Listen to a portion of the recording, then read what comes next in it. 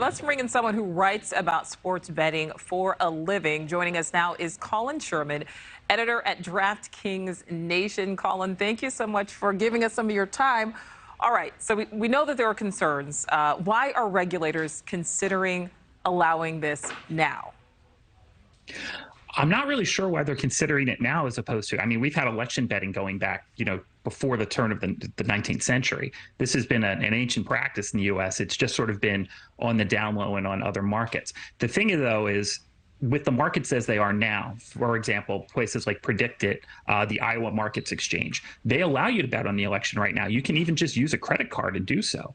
But the difference is that you're capped at the amount of exposure that you can have to a single bet. So, for example, at PredictIt, it's about $850. So that's about the most you could win or lose on the election between any two candidates in any specific race. What they're asking here is to just sort of take that cap off.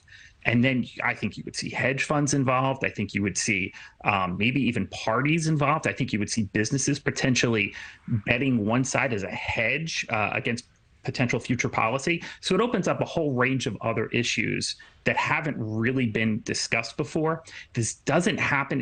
People take bets in London and the markets and all over the world, but they're not really at big levels. These aren't huge wagers that are being made. I think the difference here is that they're trying to open this up where, millions and millions of dollars could be traded. And that really makes a difference. It really does. And again, you are somebody who writes about betting. You know these things. I didn't even think about the fact that parties could get involved. Hedge funds could potentially get involved. What are the pros and the cons to this? I think the pros are that it probably would give candidates a bit better reflection. If these markets were true markets, I think candidates would have a bit better reflection of how they're actually doing in process while they're in the job, how their campaign is going.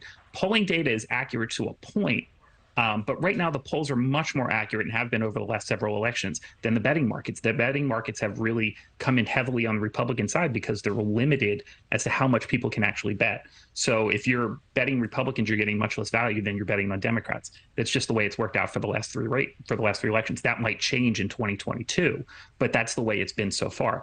The markets aren't really a reflection of how people feel. Right now, if you go to Betfair or some other places in England, with the change in parties that we've seen, or the potential change in parties that we've seen in the House of Commons, I think you'll see that right now the Progressive Party, the Liberal Party in England, is polling much, much higher than they were previously because of all the troubles with the Prime Minister and the turnover there. As a party, that probably gives them a little better indication of how they're doing and how things are going, and how the policy is being affected. So I think for the Tories in England, they can look at the odds board and get a pretty good sense that things aren't going real well right now. So, okay, so talking to England there, let's bring it back here to America. We know we're waiting on regulators, to say yes or no. But if they say yes, is this essentially step one in eventual betting on presidential elections at, say, Las Vegas sportsbooks? I think Las Vegas will be one of the first places that would like to get involved in this action. There are people right now, you can bet on the Oscars in certain states right now. There are other, non-sports events that are regulated in certain markets in certain states. I think the Oscars, it's about 5 states where it's legal right now. I think that will continue. But if you're thinking about the betting on movies, what's the size of that market compared to voting, where 120, 130 million people are going to participate? Unlike a sporting event, we all vote. And so I think the potential for what that market could be like Super Bowl, like it could be massive, but there are going to be some downsides. And I think we'll see this slowly scale up. If there is an eventual widespread betting on elections in the United States, I don't think it's going to just happen overnight. We're going to see small test cases, markets slowly start to grow. And we'll see what some of the upsides and downsides of that are before anything continues. Remember, there are small markets right now. They're just not very predictive. Right. Well, it's certainly a lot to wrap our heads around. All right, Colin Sherman, thank you for your time.